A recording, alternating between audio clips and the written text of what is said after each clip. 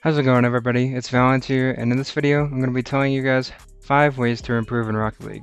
I would say that I'm pretty good at the game, seeing as I am Champ 3, and the highest division in Champ 3 I've hit is 2, which is actually a pretty solid rank. And if these tips do help you guys out in Rocket League, please consider subscribing to the channel and hitting the like button. It would really mean a lot to me and support the channel.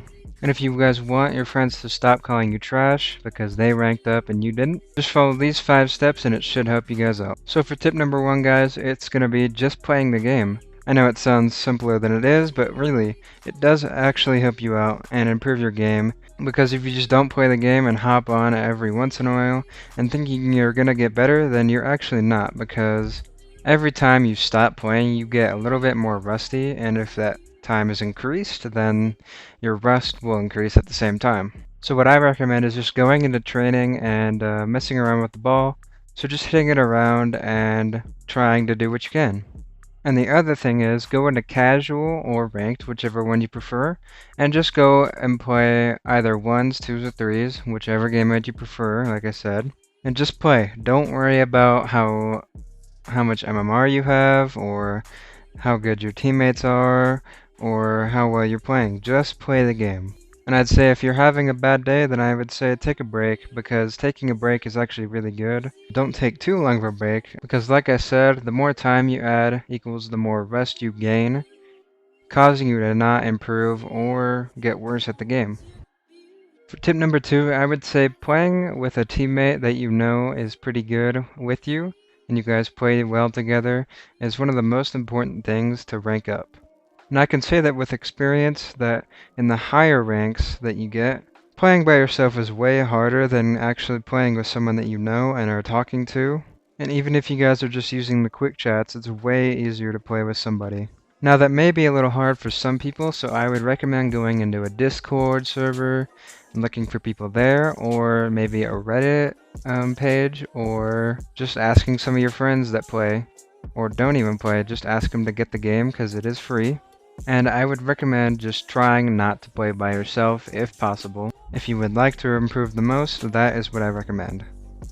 So for tip number 3, I would recommend going to settings and changing your camera settings, your dead zones, and your controls to allow you to see more on the field and allow for more car control, allowing you to be more confident in game.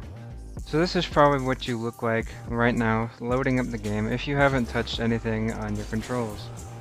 You probably look like this. Your camera settings are very zoomed in and close, and your screen shakes every time you jump and hit a surface. But even with jumping, you can see that it does it a little bit, but not as much as everything else. So if you hit a surface, it's very dramatic. So this can cause you to lose track of where your teammates or even the ball are, causing you to be very lost in the game. So these are the default controls that you start out with when you first load up the game. So this is what I use. Very different, very zoomed out. You can see way more of the field, like a boatload more. And that's because I turned up the FOV, turned down the distance, which means it's farther away from my car. The height's the same, the angle's different, which means you just have more sight around the field, especially since you turned up the FOV. Now these aren't my camera settings, these are actually Justin's camera settings, which is a really good pro player that has won a world championship, plays for NRG and is very good. But these are the camera settings that I recommend, but if you want, you could just look up the pro that you want your camera settings to look like. Look up their camera settings and change it to that. But these are the ones I recommend. You don't have to switch to this, but it would help a lot. Next are the dead zones, and this is what I have for my dead zones. For steering and aerial sensitivity, it's 1.85, and controller dead zone is 0.20, just because I think I have a little stick drift. Just negates that. I know I could turn it down a little bit, but I just keep it at 20. It's what I'm comfortable with. And my dodge dead zone is 0.25. Now I know those last two are a little bit high, and it's just what I'm comfortable with, so I would recommend the other two, but if you want to put the other ones a little lower, it's all up to preference with the other two in my opinion. And next are the actual controls slash binds, and what you start out with is very restricting in my opinion. So what you have is power slide at X and air roll at X also. I'm pretty sure it's X.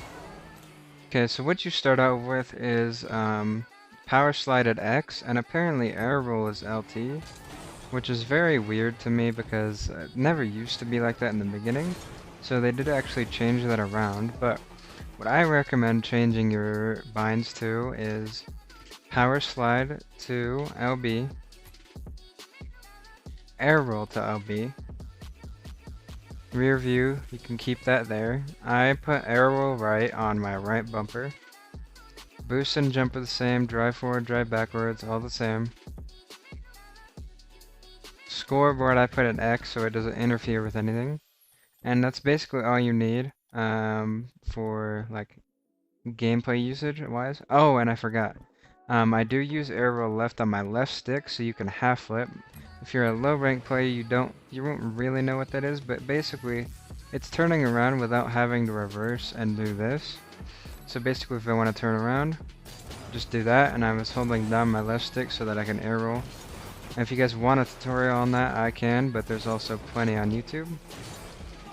So this is very unrestricting, and I'm very comfortable with these controls. Now I know a lot of people say put boost on RB and move your air rolls all over the place, but for me it's just what I like. Do what you prefer. If you see someone's other tutorial and they tell you to put it there and you try it out and you like it, then leave it there. That's good for you. But this is what I like. And yeah, it's just very unrestricting. I'm very controlled. Now I can power slide with my LB. I can air roll with my LB at the same time and hold down boost. If you were using air roll on X, then you would have to hold X and B at the same time, which is very awkward. Which is actually what I used to do, but I did switch and it made me a lot better in my opinion. So for tip number 4, I would learn how to pick up small boost pads and learn the pathing of small boost pads.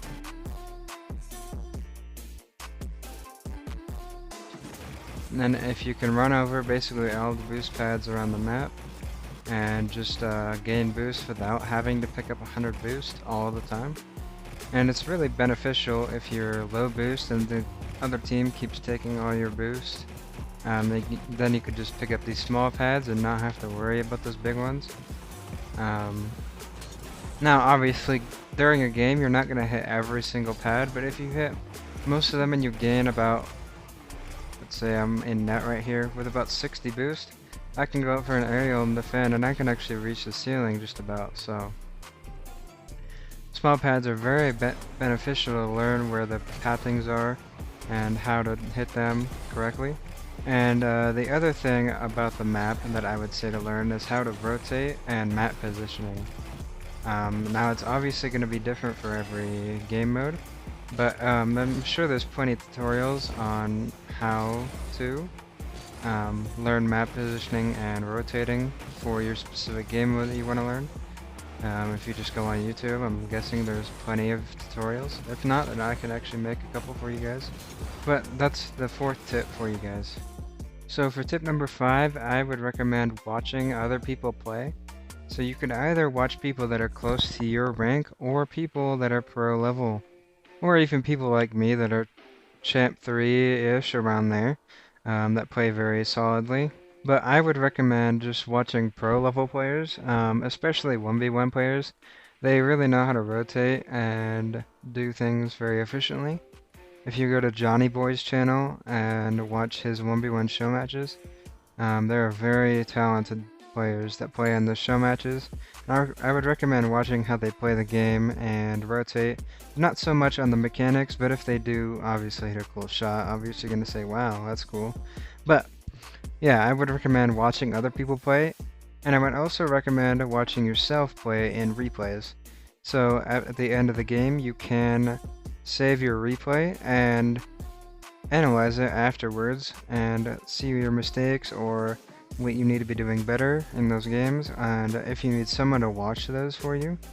You can ask one of your high level friends, or even me. I could do it for you if you guys wanted to. Just ask someone that's a little bit higher rank than you and see what they think about your gameplay and what you need to improve on. But you can also do it by yourself and just see how you think you need to improve. But just watching people that are better than you is definitely beneficial. Like anything in life, like watching people play basketball, like in the NBA, or watching the NFL, it really is beneficial seeing how they do things. So you can implement that into your game, which is what I'm talking about when you watch replays and you want to implement it into your game, into Rocket League. It's the exact same thing, and it's basically exactly what I'm referring to. So you guys, that's going to be my 5 tips on how to improve in Rocket League without learning any mechanics. Now what I mean without learning mechanics is I mean without learning wave dashes, quick aerials, or flip resets, or things like that require you to do things on your controller rather than in the game. If you guys found this video helpful, please consider subscribing. It would really mean a lot to me, like I said in the beginning, because I'm trying to hit 30 subscribers before the end of October. And if you want more Rocket League tips or just high level gameplay from me, so if you want to get up to my rank, then you can see how I do it. And if you want more tips on how to improve in Rocket League, then that's another reason that you guys should consider subscribing to the channel for and expect from me. So I hope this helped you guys out, but I'm gonna go and edit the video, so I'll see you guys in the next one. Peace.